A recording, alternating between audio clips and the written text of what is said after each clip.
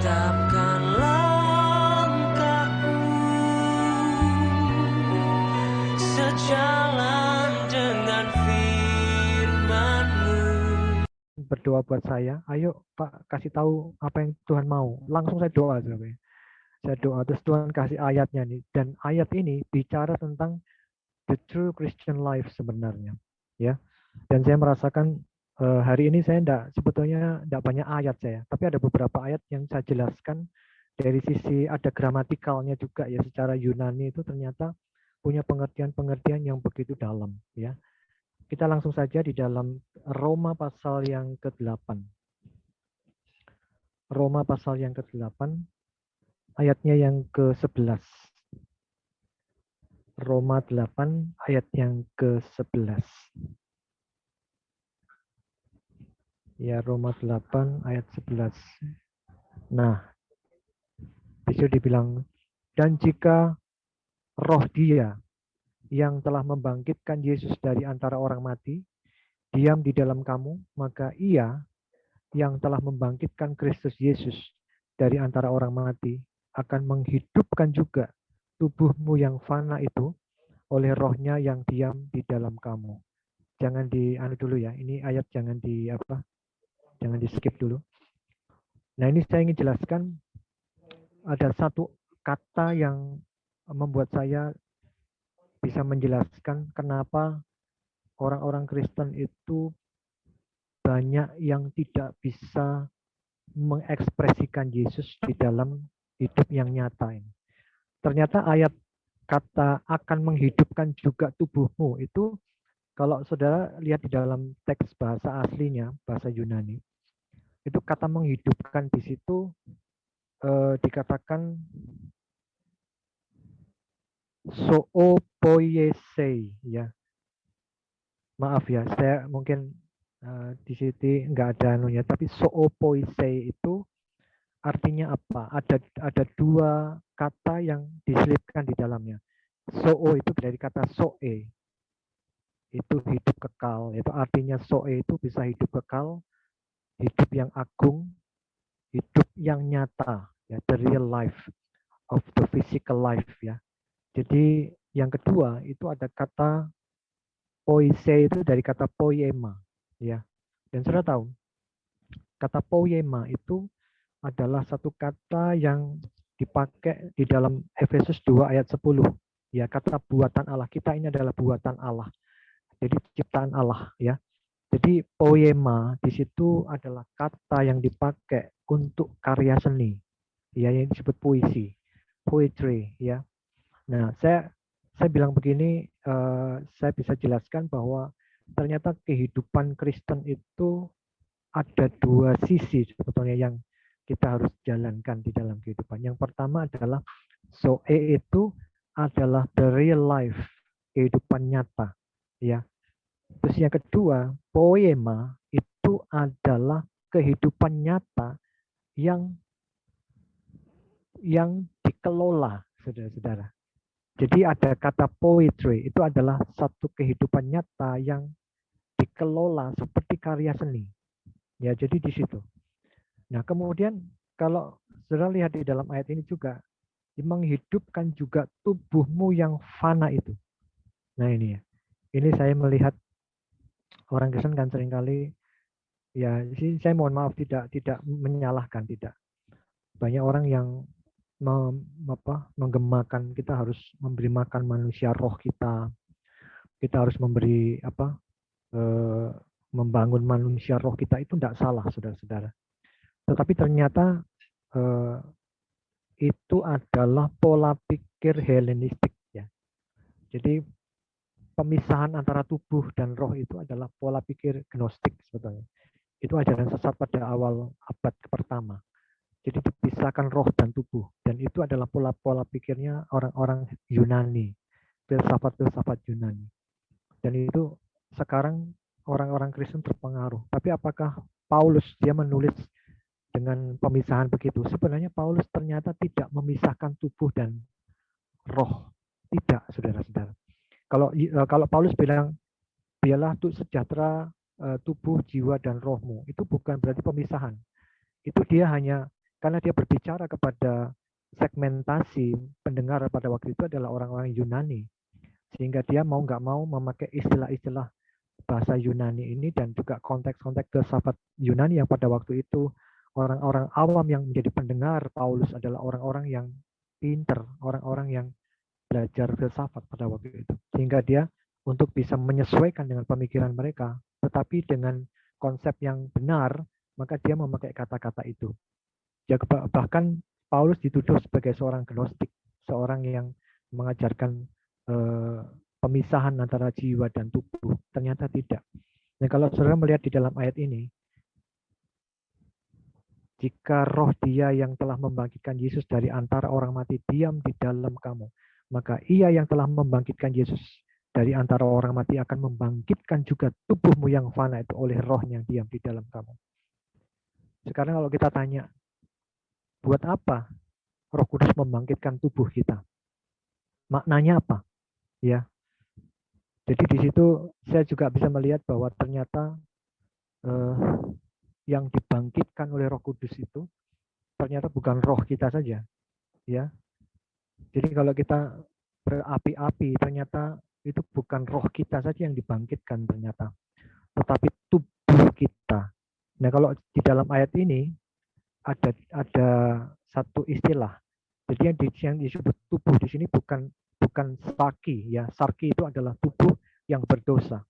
Jadi kalau saudara lihat di dalam ayat 7 dan ayat yang ke-8 itu adalah sarki.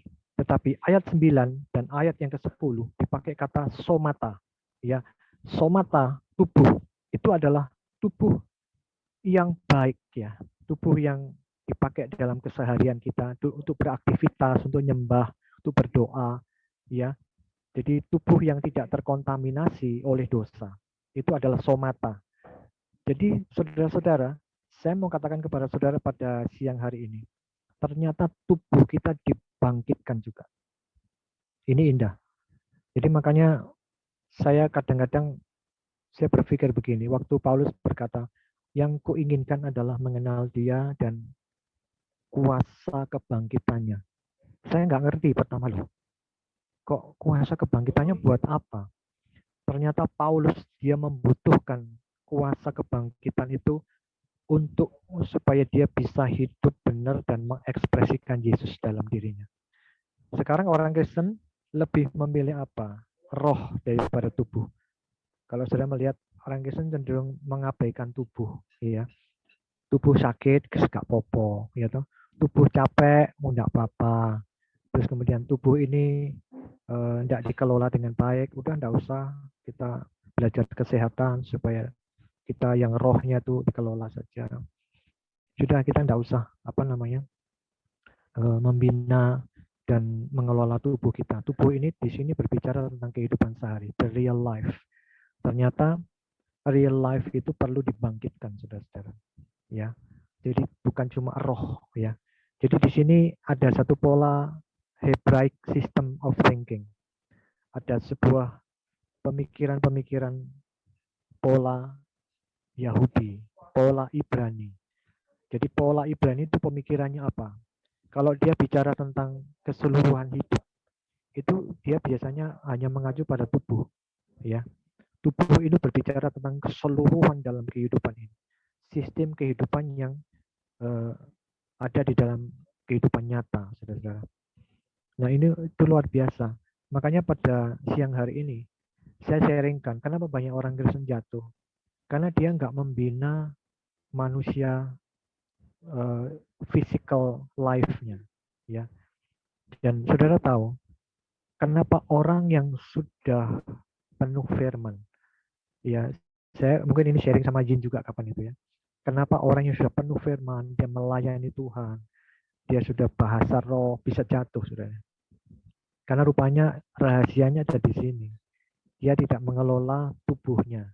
Nah, tubuh ini sebetulnya ngeling sama jiwa sebenarnya, ya. Ngeling jiwa dan ngeling sama roh. Jadi sebetulnya saya bisa katakan bahwa orang yang hidup rohnya kuat, ya, saya bilang belum tentu dia tidak jatuh, ya.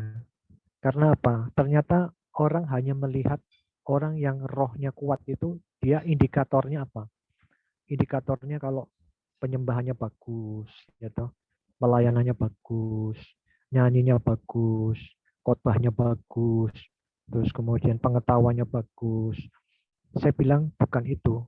Ternyata indikator orang yang hidup dalam roh sungguh-sungguh, dia juga mengelola tubuhnya. Ya, ternyata tubuh ini penting. Ya, makanya Paulus juga di dalam Galatia kalau nggak salah itu mengasihi sesama itu adalah indikator mengasihi Tuhan. Jadi sebenarnya tubuh itu bukannya jahat, ya. Tubuh ini tidak jahat. Tubuh ini justru pada saat yang sangat genting dia dibutuhkan di dalam pelayanan, ya. Jadi oleh karena itu pada hari ini saya ingin katakan bahwa ternyata tubuh itu memiliki satu peranan yang amat penting di dalam kehidupan kita, ya. Nah ini kenapa begitu? Kata kata yang disebut sebagai poema itu kemudian memberikan satu makna, ya, makna yang sangat luar biasa. Orang yang tidak bisa memperindah tubuh itu berbahaya, ya. Maksud saya apa? Memperindah tubuh itu adalah memperindah kehidupan nyata melalui apa? Perkataan, pemikiran.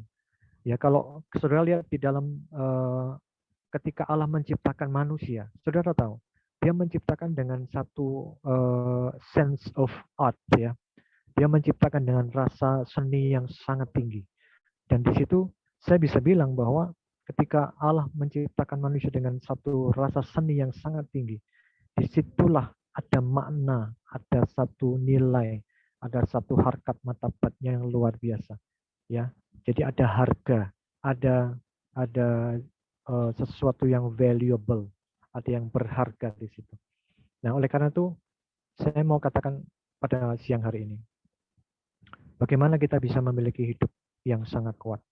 Kelolalah tubuhmu, manage your body, ya, manage your body. Jadi ini pesan Tuhan pada siang hari ini. Sebabnya apa? Sebab kalau kita tidak memanage tubuh kita, bukan berarti bahwa kita tuh mempercantik diri atau kemudian ada pakai kosmetik segala, bukan itu maksudnya. Memanage tubuh itu adalah, kalau saudara lihat di dalam Timotius itu, saya lupa ayatnya, ya. Latihan badan itu sedikit gunanya, tetapi beribadah itu gunanya banyak, ya. Jadi saudara-saudara, di situ kita ada satu pelatihan, dan saya katakan ini sebenarnya pelatihan tubuh sebetulnya. Seperti 1 Korintus juga, itu ada satu kata, aku melatih tubuhku sedemikian rupa sehingga aku menguasai seluruhnya, ya. Sehingga ketika aku memberitakan Injil, aku tidak ditolak. Saudara, melatih, ada 2 kata di dalam, kalau di dalam Korintus ini kata yang dipakai itu adalah hupopiazo, artinya melatih untuk ketekunan, melatih tubuhnya supaya tekun, saudara. Jadi dia melatih dengan keras supaya tekun. Kemudian untuk Timotius dikatakan latihan badani, kata latih itu adalah gimnazo. Itu hubungannya dengan satu kehidupan yang terampil.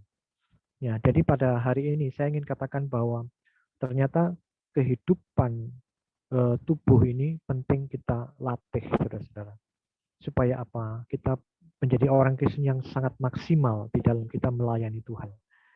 Saya sering kali bertanya-tanya, Tuhan, saya melihat kok banyak orang Kristen yang sering nyembah Tuhan, tapi kok jatuh, ya. Ada yang sering bahasa roh, ya. Tapi kok sering tukaran sama suaminya, ya. Heran, ya. Sering bertengkar sama suaminya. Terus ada banyak orang yang, pinter khotbah ini hamba Tuhan. Tahu-taunya punya will, ya, saudaraku, ya. Kok bisa gitu, ya? Saya sampai heran. Apa yang salah ini, ya? Saya kadang-kadang saya berpikir, yang salah itu Tuhan, apa firman-Nya, atau orang itu sendiri. Ternyata firman Allah pada siang hari ini menyatakan bahwa ternyata kehidupan realnya tidak dibangkitkan oleh Tuhan, tidak dihidupkan, ya. Jadi perlu kita menghidupkan kehidupan real itu Yang pertama, supaya kita tuh ada zoe, ya, ada keagungan, ada kehidupan. Zoe itu kan kehidupan ilahi, ya. Ada satu gambar Allah dinyatakan di sana. Ada sesuatu yang ilahi, saudara, sebenarnya. Banyak orang Kristen tidak sadar bahwa sebenarnya kita tidak bisa ilahi itu karena kita ini tubuhnya belum selesai, misalnya, belum dibentuk. Dan yang kedua itu poema. Perlu kita bukan hanya punya kehidupan yang agung, tapi punya kehidupan yang indah. Kita diperindah oleh Roh Kudus, ya. Kita diperindah oleh Roh Kudus. Di apa ya? Dibuat artistik, ya. Sehingga disitulah maka letaknya bagaimana Tuhan bergerak dalam kehidupan kita. Makanya tidak heran Paulus kok dia yang kuinginkan adalah mengenal dia dan kuasa kebangkitannya. Itu saya nggak heran. Ternyata Paulus memiliki kehidupan yang sangat bukan hanya agung, tapi juga indah, saudara-saudara. Ya, bukannya dia punya soe, tapi dia punya ada poema, ada seperti keindahan puisi, keindahan seni dalam kehidupannya. Makanya juga nggak heran kalau Paulus dia berani berkata, ikutilah teladanku. Dia berani ngomong gitu. Kenapa? Karena hidupnya itu udah selesai, ya. Hidupnya udah lengkap, ya. Dan hidupnya benar-benar dia bisa menguasai, bisa ada self mastery, ada penguasaan diri yang sangat kuat. Nah, saudara-saudara, ini adalah sebuah kehidupan yang dikehendaki oleh Tuhan.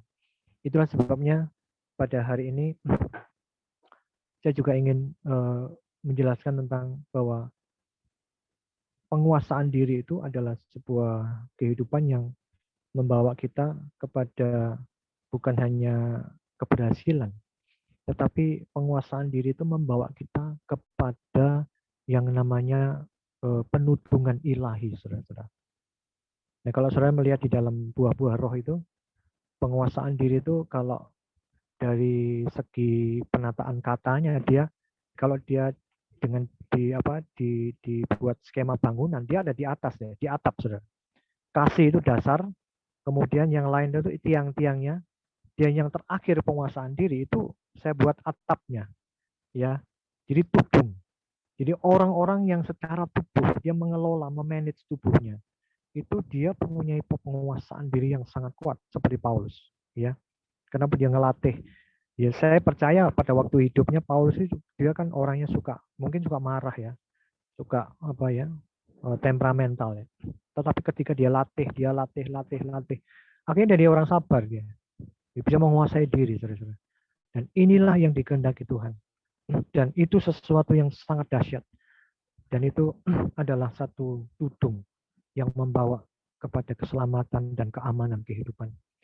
Tidak bisa diserang oleh apapun. Bahkan kejatuhan pun mungkin persentasenya sangat kecil, ya. Jadi itu luar biasa, ya, saudara-saudara. Dan yang paling terakhir yang ingin sampaikan kepada saudara pada siang hari ini, bahwa apa yang dimaksudkan dengan membangkitkan tubuhmu yang fana itu oleh rohnya yang tinggal di dalam kamu. Jadi kita lihat ada satu kehidupan yang agung, ada satu kehidupan yang artistik, terus ada satu kehidupan yang betul-betul punya tudung di dalam kehidupan kita, ya, saudara-saudara. Dan yang terakhir adalah saya katakan bahwa kehidupan yang betul-betul kita memiliki surga terbuka. Kehidupan di mana kita mengalami surga terbuka di dalam kita. Kenapa, saudara? Kalau kita lihat ayat sebelumnya, itu dikatakan pada ayat 7, sebab keinginan daging adalah perseteruan terhadap Allah. Karena keinginan itu tidak takluk kepada hukum Allah. Hal itu tidak mungkin baginya, ya. Roma 8 ayat 7 dibilang, saya ulangi lagi, sebab keinginan daging adalah perseteruan terhadap Allah, saudara-saudara. Keinginan daging perseteruan terhadap Allah. Di sini pakai kata sarki, saudara-saudara. Nah, saya ingin katakan kepada saudara, tetapi ayat yang ke-10 dipakai kata somata, ya, somata. Nah, kalau saudara tanya sama saya, apakah somata itu bisa jadi sarki? Bisa, saudara-saudara. Ya, makanya di dalam ayat ini, yang terakhir saya mau katakan kepada saudara bahwa perlu ada yang namanya bahwa tubuh kita itu dihidupkan oleh Roh Allah. Ya, jadi Roh Allah itu bukan hanya memberikan urapan, hanya memberikan kekuatan dalam pelayanan, dia bergerak dalam roh kita, tidak. Dia juga harus bergerak di dalam tubuh kita ini, ya. Karena apa? Supaya nggak jadi sarki, nggak jadi daging, ya. Karena apa? Kalau udah jadi daging, dia perseteruan. Jadi akhirnya apa? Sudah tahu, kita nggak punya kehidupan yang dengan surga terbuka, saudaraku ya. Karena apa? Kita nggak bisa mungkin berkenan kepada Allah dan surga tidak akan terbuka buat kita, ya. Dan inilah pada siang hari ini saya juga ingin ingatkan lagi, sekali lagi Paulus dia berkata, yang kuingini adalah mengenal dia dan kuasa kebangkitannya. Dan saudara tahu, kehidupan Paulus begitu indah dan luar biasa. Dia mengalami surga terbuka di dalam seluruh kehidupannya. Dan ini saudara benar-benar yang satu yang sangat sangat diinginkan juga oleh Paulus kepada jemaat yang di Efesus ya. Mungkin saya ingin juga bacakan yang di Efesus 2 ayat 10 itu ya. Efesus 2 ayat 10. Saya akan baca ya. Efesus 2 ayat yang ke-10 dibilang begini. Karena kita ini buatan Allah, diciptakan dalam Kristus Yesus untuk melakukan pekerjaan baik yang dipersiapkan Allah sebelumnya. Ia mau supaya kita hidup di dalamnya. Ini luar biasa. Nah, kalau saudara lihat buatan Allah di sini, itu dibilang apa? Autogar esmen poiema. Itu ya. Poiema. Kita ini buatan Allah ya. Poiema. Dan ini luar biasa. Dan itu sesuatu yang bagi saya itu tidak main-main sebagainya. Jadi kita ini adalah orang yang betul-betul kita punya kehidupannya artistik. Ternyata saya bisa simpulkan kehidupannya artistik itu sebetulnya bukan kehidupan yang roh, itu tidak, saudaraku ya. Kehidupannya artistik itu malah itu menakutkan. Kehidupannya artistik itu adalah kehidupan yang dimulai gerakannya di dalam tubuh kita ini, ya, physical activity. Makanya saya mau katakan, saya kalau bilang begini dipikir saya duniawi, tidak, ya. Kata somata itu bukan duniawi. Yang disebut duniawi itu sebenarnya yang sarki itu, yang kedagingan itu. Jadi Paulus membedakan antara kehidupan wajar sehari-hari yang dikelola dan dimanage dengan baik oleh Roh Kudus melalui hidup kita, itu dibedakan dengan sarki. Kalau sarki itu kehidupannya memang sangat berdosa, dikontaminasi oleh dosa. Ya sama kehidupan daging juga, kehidupan tubuh, tapi tubuh yang berdosa. Ya, jadi sebenarnya pada siang hari ini, mari saudara, kita jangan takut menjadi orang Kristen yang memaksimalkan hal-hal. Kalau kemarin ada orang yang ya itu nggak salah, kamu belajar setinggi mungkin itu nggak salah ternyata. Ya, asal kita tidak punya ambisi yang neko-neko. Kita menjadi orang yang sangat kaya itu juga tidak salah ternyata. Ya, asal kita tidak kedagingan ya. Kita menjadi orang yang maksimal dalam hidup fisikal ya, jasmani. Itu tidak salah. Itu tidak salah. Ternyata saya bisa berkata bahwa itu suatu kehidupan yang justru menjadi wadah Roh Kudus yang demikian luar biasa. Makanya saya ingin tegaskan lagi, mari sebagai orang-orang percaya maksimalkan hidup kita ini, ya, kehidupan jasmani kita. Itu bukan, saya tidak mengajarkan untuk duniawi, tidak ya, itu bedakan itu. Nah ini yang terakhir lagi, ya hal yang terakhir ini saya katakan bahwa prinsip ini ternyata sudah dipakai orang Yahudi bertahun-tahun yang lalu, berabad-abad yang lalu. Jadi apapun yang mereka kerjakan di dalam ibadah, gitu, itu ternyata untuk the real life, ya. their real life. Jadi untuk kehidupan nyata mereka. Kalau hari ini mereka bisa mengeksplor ilmu pengetahuan dan sains teknologi. Itu karena apa? Karena prinsip mereka bahwa ternyata physical life itu perlu dikelola dan dimanage, bahkan dikembangkan ya, di developing dengan baik. Supaya apa? Maksimal, ya. Dan saudara tahu, kekristenan itulah satu-satunya elemen agama yang membawa manusia kepada kemajuan sains dan teknologi. Itu cuma kekristenan, saudara. Kemarin saya dengar Bambang Nursana tuh dia memberikan satu ceramah. Ada seorang rabi Yahudi kalau nggak salah, dia mengatakan satu-satunya yang bisa mengembangkan peradaban manusia itu cuma kekristenan, saudara. Tidak ada yang lain-lain. Ya. Jadi itu kenapa kok bisa begitu? Dia ngomong bahwa ternyata peradaban Kristen itu diwarnai dengan etos kerja Protestan. Jadi ketika kita melihat di dalam kejadian itu ada namanya mandat budaya, ada cultural mandate. Itu ternyata adalah juga karya Roh Kudus sebenarnya. Ya, bukan hanya spiritual mandate, bukan hanya mandat spiritual, tapi mandat kebudayaan itu ternyata juga mandat Roh Kudus sebenarnya. Dan itulah yang dimaksudkan ayat tadi, ya. Jadi menghidupkan tubuhmu yang fana oleh rohnya di dalam batin. Ini bukan ayat kesembuhan saja, saudara. Itu seringkali dikutip sama Smith Wigglesworth sebagai ayat kesembuhan. Ya benar juga, karena memang luas, ya.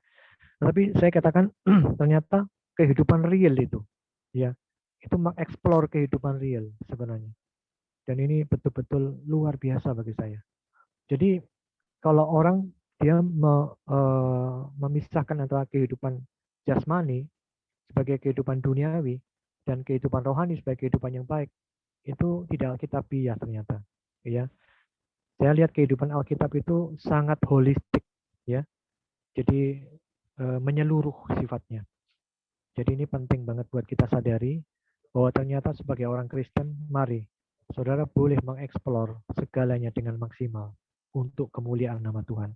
Seperti orang Yahudi, dia beribadah kepada Tuhan, tapi tujuannya supaya mereka sejahtera, ya, hidupnya, keluarganya, bangsanya, negaranya sejahtera. Dan akhirnya mereka menghasilkan sebuah terobosan-terobosan di dalam teknologi yang berguna bagi bukan hanya bangsanya, tapi seluruh dunia sampai hari ini, ya. Dan orang Yahudi dia menguasai dunia bukan karena carpe diem, tapi karena apa? Karena mereka betul-betul memiliki prinsip-prinsip holistik, ya, di dalam hidupnya. Ya itu saudaraku pada siang hari ini. Saya kira firman Allah sampai di sini. Saya serahkan kembali kepada Jing Yin. Ya, terima kasih Pak Stefanus. Pak, tanya-tanya nggak apa-apa ya Pak? Oh, enggak apa-apa. Ya, Enggak apa-apa. saya mau tanya, mungkin bisa dijelaskan ya, yang kehidupan contoh, kasih contoh, yang ngeroh tapi nggak mempedulikan jasmani itu contohnya seperti apa Pak? Contohnya orang karismatik. Ya, spesifiknya seperti apa? Ya, dia sering-sering pakai bahasa roh gitu ya. Tetapi karyanya sedikit. Dia mengklaim bahwa bahasa roh segala-galanya buat dia. Ya, dia mengklaim bahwa bahasa roh itu kalau enggak bahasa roh itu belum tingkat tinggi dalam kekristenan. Itu. Tapi karyanya sedikit. Berbuat baik sesama kurang. Ya. Terus apalagi aksi-aksi sosial kurang. Kemudian dalam kasihnya kepada sesama juga kurang. Seringkali terjadi intrik-intrik, perpecahan dalam jemaat. Ya, itu contoh kecil aja ya. Jadi itu merupakan hal yang bagi saya itu menodai prinsip holistiknya Alkitab sebenarnya. Ya sebenarnya nggak begitu. Hidup Kristen itu nggak gitu. Hidup Kristen kalau dia memang hidupnya bahasa roh, dia juga mengasihi orang gitu loh. Kalau dia mengklaim bahwa dirinya ada Roh Kudus, dia juga peduli orang lain. Dia juga tidak mengatakan kehidupan kantor, teknologi, ilmu itu sebagai hal yang duniawi, itu sebagai bagian dari kehidupan sebenarnya. Amin. Ya. Ya. Itu penting sekali. Bisnis segala itu dibilang duniawi. Oh tidak. Kalau saya bilang tidak. Bisnis itu tidak duniawi. Iya. Kalau orang Yahudi kenapa dia maju? Karena dia mengatakan bahwa bisnis itu bukan duniawi. Bisnis itu adalah kerajaan Allah. Bagian Yes. dari kehidupan Allah, ilahi Yes. sebetulnya. Ya. Nah, makanya ketika roh Allah bergerak dalam kehidupan mereka, mereka tidak hanya transform di dalam roh, tapi juga transform di dalam alam teknologi mereka. Ya. Hidupnya sejahtera gitu ya. Jadi apa yang dibangun di dalam roh itu harus menjadi dampak buat sekeliling ya Pak ya, kelihatan Benar. nyata ya, bukan cuma Benar. buat awakku dewek terus nyimpen buat diri dewek gitu ya, tapi yang orang lain juga menjadi berkat bagi orang di sekelilingnya bisa merasakan gitu ya Pak ya. Benar, benar. Iya, kayak gitu. Iya, iya. Ada yang mau tanya? Mbak Enda mau tanya? Ada yang mau tanya? Shelly mungkin mau tanya? Atau Mary? Saya mau tanya. Ya, silakan. Ini Pak, kemarin saya ini dapat forwardan dari rekan ya. Dia bilang gini, firman Tuhan di mulut kita sama berkuasanya dengan firman Tuhan di mulut Allah. Nah, ini orang-orang sudah memprediksikan bahwa ini benar-benar sudah menghujat Allah. Dia menyamakan manusia sudah di posisi Tuhan. Mungkin tidak lama lagi dia akan menyebut dirinya Mesias, kita tunggu saja. Nah, ya ini diartikan bagaimana ya Pak ya dengan orang-orang yang mengirimkan WA ini kepada saya ini. Saya hanya diam aja, saya enggak ikut mengomentari gitu. Itu bagaimana penjelasannya Pak? Apakah itu sesat? Apakah gimana? Atau kita ini memang sudah menyejajarkan dengan Allah gitu? Arti daripada omongan ini, tulisan ini. Makasih Bu ya. Ini Ya. saya tuh hari-hari ini lagi mempelajari tentang gnostikisme. Ya, ternyata gnostikisme itu adalah aliran kebatinan Kristen itu sebenarnya, yang sekarang sudah mulai merambah ke seluruh dunia. Itu ada di abad kedua, abad pertama, kemudian berkembang di abad kedua, kemudian pengaruhnya abad ketiga, keempat sudah mulai meluntur. Tapi rupanya tulisan-tulisannya masih berkembang hingga abad 20 sampai hari ini. Nah, ternyata saya melihat mereka juga memiliki satu prinsip-prinsip seperti tadi. Jadi prinsip-prinsip mistikisme itu masih ada di dalam kehidupan mereka. Dan ini berbahaya. Saya juga menengarai di dalam kehidupan orang karismatik, agak sedikit juga Pentakosta beberapa, yang menyamakan keilahian itu sembarangan gitu loh. Padahal kalau kita melihat firman yang diucapkan manusia itu tidak sempurna. Karena sesuai dengan tahapan dan tingkatan hidupnya tuh.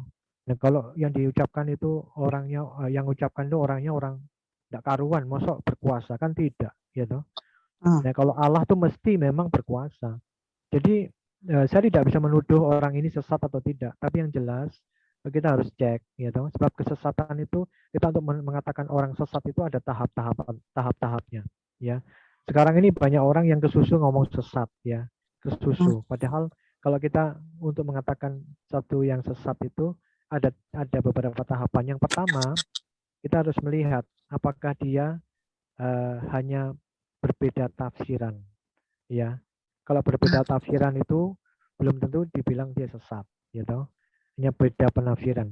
Terus yang kedua itu mungkin ada semacam teologi dari sinodenya atau alirannya yang mungkin beda, ya. Itu mungkin bisa dikategorikan ya perbedaan-perbedaan teologis ya. Tapi itu wajar sekali masih, ya. Itu ajaran, maksud saya bukan hanya penafsiran pribadi, tapi juga sudah teologianya dari aliran tertentu, misalnya Lutheran gitu ya. Itu kan beda dengan Calvinisme, beda dengan Pentakosta, beda lagi ya toh. Ini mungkin masih bisa ditengarai, itu belum tentu sesat ya toh. Kemudian yang ketiga, ini tingkatan ketiga ini mungkin bisa dikatakan mengarah kepada bidah, ya. Kalau dia ajaran-ajaran dasarnya, misalnya soteriologinya salah, tentang teologia propernya salah, kristologinya salah, kemudian apalagi bibliologinya salah, itu sudah mengarah ke bidah, Bu. Ya, seperti misalnya orang kalau seperti mengatakan Tritunggal itu salah, yang benar itu Dwi Tunggal misalnya, itu kan juga sudah jadi bidah akhirnya. Terus ya ngomong mengenai Kristus itu hanya manusia biasa, dia bukan Allah, itu bidah, ya. Bidah zaman dulu, Arianisme, ya toh. Terus ada lagi bidah Duketisme mengatakan Yesus itu dia manusia semu dia. Dia itu hanya rohnya saja yang ada di hadir, itu Duketisme, itu bidah, itu sudah mengarah kepada bidah. Nah, itu kalau ajaran-ajaran dasarnya salah, itu bisa mengarah ke bidah. Makanya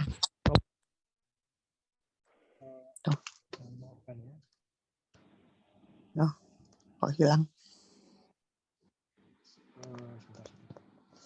Ini kalau Ibu mendengar atau ada tulisan-tulisan seperti itu ya jangan ditanggapi. Sudah, kalau bagi saya itu tidak benar itu ya. Ya. Kalau memang kapasitasnya nanti diserahkan aja kepada hamba Tuhan yang memang punya kapasitas. Itu tidak benar. Jadi firman Tuhan manusia yang diucapkan manusia jelas tidak sama dengan yang diucapkan Allah. Ya, kalau sama itu jadi akhirnya jadi perdukunan, mistikisme. Ya, jadi mistik gitu. Ya Bu ya. Iya, itu soalnya statement dari Pak Philip Mantova. Jadi itu yang lagi diperbincangkan. Saya bilang, aduh, jangan ngurusi yang seperti gitu-gitu. Kita sendiri belum tentu benar di hadapan Tuhan. Saya bilang sudah, itu urusan mereka vertikal dengan Tuhan. Saya bilang karena perdebatan agama ini tidak bisa cuma dibilang 1 + 1 sama dengan 2. Itu sangat sulit. Saya bilang itu kembali lagi pada masing-masing diri kita sendiri terhadap Tuhan itu bagaimana, hanya itu toh. Iya, memang Bu Halim, Ya. Mungkin yang dibilang Pak Philip itu belum ada penjelasannya yang secara detail ya. Iya. Makanya statementnya dia itu yang membuat sudah orang-orang bilang dia menyamai seperti Tuhan Yesus. Iya, artinya dia memang dia kita hakim gitu. Iya, kita sebagai manusia kita juga bisa dipakai oleh Tuhan, bisa juga. Iya, makanya kan kita juga punya ada kuasa kan, Tuhan memberikan ada itu kuasa, juga. tapi tidak sembarangan gitu loh maksudnya. Betul, makanya. Tidak sembarangan. Kalau kita mengatakan semua orang bisa mengatakan begitu, ya akhirnya ya jadi tidak benar. Betul. Jadi hanya orang-orang tertentu yang memang dia yang dipakai Tuhan, ya, bisa benar ya toh. Ya. Bisa ada kuasanya, bisa terjadi. Itu memang perlu catatan itu ya, perlu catatan seperti itu. Ya Bu ya, Bu Halim. Ya, thank you ya Pak. Ya, ada yang lain mau tanya? Pak Stefanus. Iya. Pak Stefanus, mungkin aku tanya tadi yang berkaitan dengan Bu Susana itu ya. Kan tadi yang pastornya itu bilang apa? Firman bilang apa? Yang diucapkan manusia sama yang dengan diucapkan manusia Allah. Sama yang diucapkan Allah. Itu kan sebenarnya kayak ini nggak salah aku ya pernah lihat ya. Itu kan kayak sebenarnya dia itu memotivasi supaya jemaatnya itu beriman gitu ya, mendeklarasikan iman gitu loh. Ya, tapi mungkin yang aliran doktrin-doktrin kan ditangkap bukan niatnya ya, tapi ditangkap lalu dijadikan teori ini kok nggak cocok, ini gini-gini. Nah, kalau kita sekarang kita tahu ya bahwa bukan semua doa Tuhan tidak menjawab semua doa semua orang ya. Kalau doa orang berdosa itu kan juga sebenarnya Tuhan tidak berkenan gitu ya kan. Kalau memang orang itu masih hidupnya nggak kudus, nggak benar. Tapi barang siapa yang mereka yang sungguh mengasihi Tuhan, Tuhan juga pasti menjawab doa mereka gitu. Jadi kan itu kan juga nggak bisa kayak omongan ini benar apa salah gitu ya. Tapi semua itu kan case by case ya Pak ya. Iya. Sebenarnya memang hari-hari ini banyak yang namanya perdebatan teologis itu sangat banyak. Tetapi kalau saya teliti satu-satu ya, isinya, kadang itu malah justru membuat bingung umat sebetulnya. Iya, bingung umat. Kalau bagi saya sebetulnya cukup penjelasan yang simple, dan kalau sesuatu itu memang tidak seperti yang kita maksudkan, yang sesat maksudnya, dia biarin saja kalau bagi saya. Iya. Ini penting banget. Cuman tadi itu memang istilah firman Tuhan yang di mulut kita itu sama dengan di mulut Allah. Itu memang redaksinya mungkin yang harus dibetulkan. Kadang-kadang orang-orang karismatik itu dan orang Pentakosta yang sudah mengalami suatu kehidupan roh yang sangat kuat ya menurut dia. Karena itu kan sebetulnya orang yang sudah mengalami keadaan-keadaan ekstase ya. Orang yang mengalami Roh Kudus kan mengalami keadaan ekstase yang sangat girang sekali.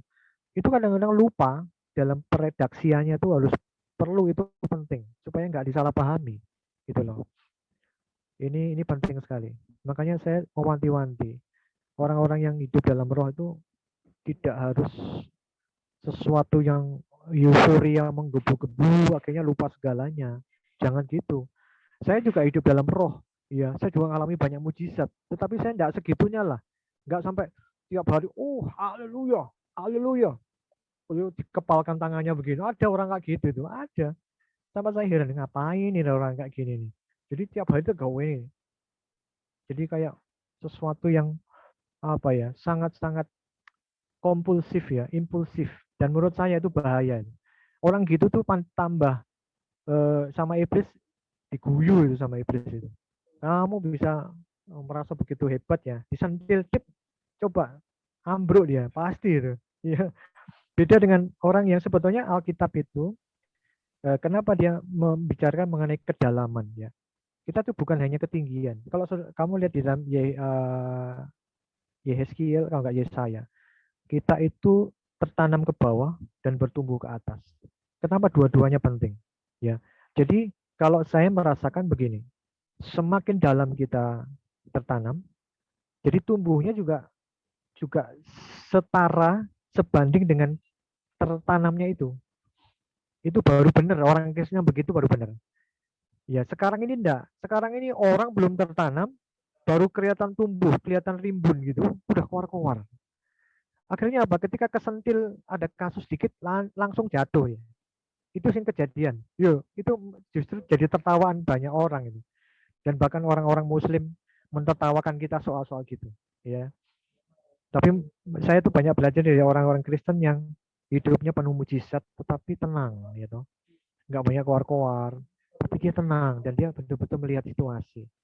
Ini yang ditakuti setan gitu loh. Setan enggak berani nyentil orang kayak gini. Makanya saya tuh yang saya pelajari pertama tuh hidupnya siapa? Smith Wigglesworth yang pertama. Dia enggak keluar-keluar. Dia hidupnya penuh mujizat, enggak keluar-keluar dia. Tenang saja. Kemudian kedua siapa? Reinhard Bonnke. Ya. Dia sebetulnya duitnya banyak. Dia enggak keluar-keluar, ya. Tidak mempresentasikan dirinya sebagai hamba Tuhan yang terkenal, populer, tidak, ya. Ini yang penting kita hari-hari ini belajar. Sampai aku kaget di YouTube itu digelar ada beberapa hamba-hamba Tuhan, the satanic servant leader, the servant of the Lord. Dibilang satanic itu. Oh, yang bilang orang, kalau nggak salah orang baptis itu, dokter siapa itu. Itu didaftar, saya kaget itu. Dan yang didaftar itu semua tak kenal kabeh. Kayak Yonggi Cho, Kenneth Hagin, Kenneth Copeland, terus apa lagi? Yoi Depo, Oye Depo, terus apa lagi? Itu dibilang hamba Tuhan setan itu. Aduh, kenapa terus di situ dibilang apa? Karena ada beberapa kategori. Yang pertama itu koar-koar, hartanya sekian sekian sekian. Kalau mesti terjadi mujizat dan sebagainya. Jadi rupanya dia ngomong dokter ini itu belum tentu benar. Bisa juga manipulatif sifatnya. Ini loh Yin yang saya takutkan. Makanya kekristenan hari ini saya tuh lebih condong apa? Ketika saya belajar ya, kita harus betul-betul mengalami namanya biblical teaching. Jadi kita kembali ke Alkitab. Itu sudah cukup buat saya. Ternyata kehidupan rohani itu yang dalam itu. Seperti saya juga belajar dari Madame Guyon, ya. Kalau kamu punya bukunya, saya punya bukunya Madame Guyon dari Perancis, Brother Lawrence, terus Savonarola, ya. Mereka adalah orang-orang Kristen yang sangat kuat mujizatnya, kuat di dalam penderitaan, tapi tidak keluar-keluar. Diam dia, ya, hening suasananya, tapi kedalamannya begitu dahsyat. Kalau kamu tahu tulisannya itu mengandung satu kehidupan yang sangat dekat dengan Tuhan. Tapi tidak keluar-keluar, ya. Dia dikenal orang setelah mati justru, bukan pada saat hidup. Ya, dia hidupnya menderita sekali di penjara itu, Savonarola itu. Ya. Terus kemudian Madame Guyon itu juga dia di penjara itu. Ya, mereka enggak, tapi ketika di penjara itu loh, kamu tahu, wajahnya bersinar. Ya. Kemudian siapa lagi? Siapa lagi itu? Watchman Nee. Lidahnya dipotong, tapi dia tetap bersuka cita. Jadi kenapa saya tadi diingatkan Tuhan tentang Roma 8 ayat 11 tadi itu. Ternyata orang Kristen itu perlu manage our whole life ini. Jadi kalau pakai sistem pola Yahudi itu kan whole life itu termasuk tubuh kita ini. Ya. Tubuh kita, pemikiran kita, perkataan kita, apa yang kita buat secara fisik ini loh. Itu dalam konsep Ibrani itu termasuk juga itu sebetulnya bersifat spiritual itu sebetulnya. Ini dahsyat sekali. Jadi orang Kristen harus balik ke sana. Jadi jangan pakai sistem Helenistik. Helenistik itu sukanya terpecah-pecah. Saya cuma heran hari-hari ini kenapa gereja kok terpecah-pecah. Karena pakai pola pikir ya Yunani ternyata. Ya. Apakah pola pikirnya Yunani salah? Tidak. Pola pikir Yunani itu sebetulnya dia mengesahkan pengetahuan kita akan pengetahuan akan Allah. Tetapi di dalam ayat kalau nggak salah orang Yunani dan Yahudi kan dikatakan orang Yunani dia mencari pengetahuan, tapi orang Yahudi dia cari pengenalan akan Tuhan, hikmat, ya. Itu yang harus kita pelajari. Itu loh luar biasa. Jadi sekali lagi hari-hari ini Tuhan mencari orang-orang Kristen yang sangat-sangat solid di dalam hidupnya. Jadi dia tertanam, tapi dia tidak tergoyahkan. Itu yang dicari Tuhan.